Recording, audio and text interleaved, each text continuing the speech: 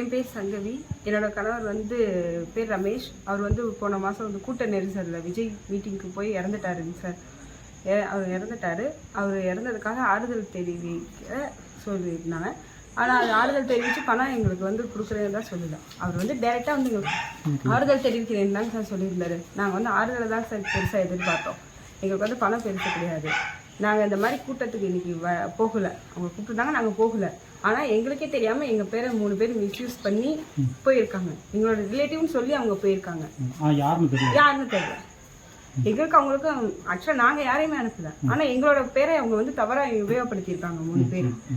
நாங்கள் வந்து ஆறுதலை தான் பெருசாக எடுத்தோம். நாங்கள் ரொம்ப மன உளைச்சல் காலாக்கி இருக்காங்க சார் இன்றைக்கி. என்ன அதனால நான் வந்து ஆறுதல் தான் எனக்கு பெருசாக எதிர்பார்க்குறேன் சார். நான் பணத்தை வந்து எதிர்பார்க்கல. பணத்தினால வந்து என் உயிரை, எங்கள் கணவனோட உயிரை வந்து யாராவது திருப்பி கொடுக்க முடியாது. இப்போ நீ பணம் சார் இந்த மாதிரி தகவல் எனக்கு வந்துச்சு.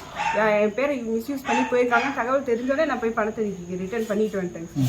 பேங்க்ல 20 லட்சம் பணம் போட்டிருந்தாங்க. ஆனால் வந்து அவர் நேரில் வந்து எங்களுக்கு ஆறுதல் தெரிவித்து போடுறதா தான் முதல்ல சொல்லியிருந்தாங்க. அதனால நாங்கள் அதை பெருசாக எடுத்துக்கல.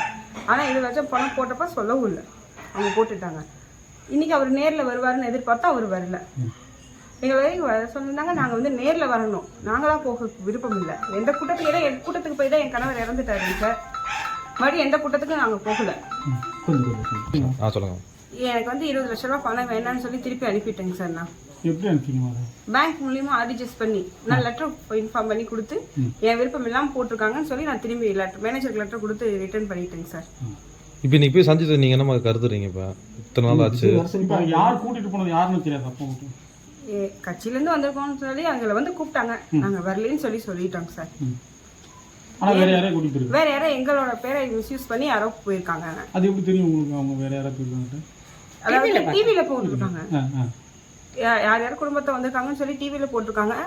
அந்த ரிலேட்டிவ் வந்து எங்களுக்கு தெரிஞ்சவங்க தான், போனவங்க தான். ஆனா அவங்களுக்கு எங்களுக்கு ஃபேமிலி இஷ்யூஸ் இருக்கு. அவங்க வந்து போனதா எதுவும் இன்ஃபார்மும் பண்ணல, எதுவும் பண்ணல. இவங்க பாட்டுக்கு போயிருக்காங்க. அவங்களும் இவங்களை கூட்டு போனோன்னு யாரும் சொல்லவும் இல்லை. எங்களுக்கு இன்னொருத்தவங்க மூலியமா தான் தகவல் தெரிஞ்சிச்சு. டிவியில பார்த்தவங்க எங்களுக்கு இன்ஃபார்ம் பண்ணவும் தாங்க சார் எனக்கு தெரிஞ்சுது.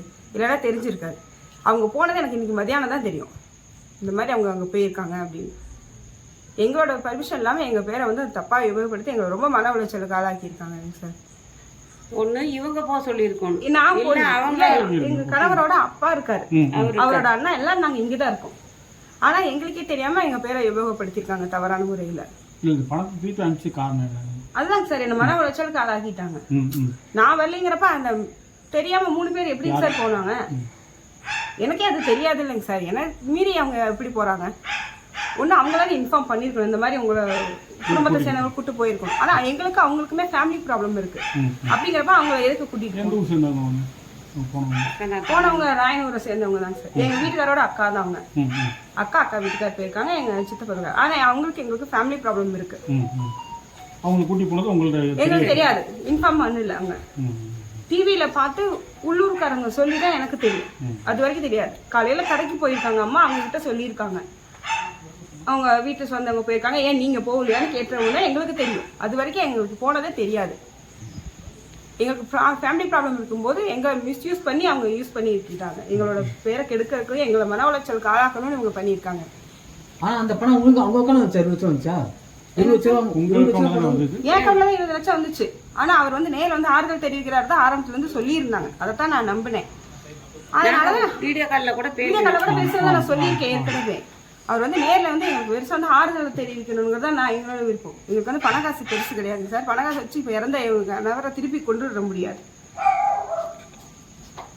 அதே மாதிரி எனக்கு எல்லாரும் வந்து நேரில் ஆறுதல் தெரிவிச்சு தான் வந்து சொல்லிட்டு போயிருக்காங்க. நேரில் தெரிவிச்சு எல்லாத்துக்கும் ரொம்ப நன்றி. கவர்மெண்ட்ல பணம் போட்டிருக்காங்க. எங்களுக்கு கவர்மெண்ட் எவ்வளோ கொடுத்தாங்க? உங்களுக்கு கவர்மெண்ட்ல 10 லட்சம் பணம். யார் வந்து கொடுத்தாங்க? ஜோதிமணி எம்பி, செந்தில் பாலாஜி அவங்க சார் வந்து கொடுத்துட்டு போனாங்க வீட்டில்.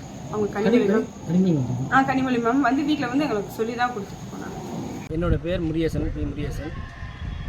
அண்ணி இறந்துருந்தாங்க. அதுக்காக விஜய் தனியார் ஹோட்டலுக்கு சந்திக்கணும்னு சொல்லி துக்கத்தை சந்திக்கிறதுக்காக அது நேற்றுக்கு அழைச்சிட்டு போனாங்க. ஞாயிற்றுக்கிழமை காலையில் அழைச்சிட்டு போயிட்டு இன்னைக்கு தான் வந்தேன். தனியார் ஹோட்டலில் நல்லா சந்திச்சாங்க. நல்லா அவங்க குடும்பத்தில் ஒருத்தராக நான் நல்லா பார்த்துக்கிறேன். நாங்கள் இல்லைண்ணா, இப்போ இங்கே கருள் வராமல் இருந்ததுக்கு நேரில் அங்கே அழைச்சிட்டு போனாங்க. அதுக்கு எதாவது சொன்னார் அவங்ககிட்ட? இல்லை, வர முடியாத சுச்சுவேஷன் மட்டும் சொன்னார். வர முடியாது, வர வந்துச்சு, நான் உங்களை பார்க்கணும் அதெல்லாம் பார்த்து மறுபடியும் ஏதாவது வர மாதிரி ஏதாவது தகவல் சொல்லியிருக்காரா? வர கூடி சீட்டு வருவாங்க. வரணும் சொல்லியிருக்காரு. மற்றபடி ஏதாவது உங்கள் குடும்பத்தில் ஒருத்தனா இருக்கேன் அது மாதிரி ஆமாம், குடும்பத்தில் ஒரு இருக்கு. உங்களை பார்த்துக்கிறேன். எவ்வளோ நேரம் இன்சூரன்ஸில் போட்டு கொடுத்துருக்காப்புல. எவ்வளோ நேரம் உங்கள்கிட்ட சந்திச்சாரு? ஒரு 1/4 மணி நேரம் இருக்குது.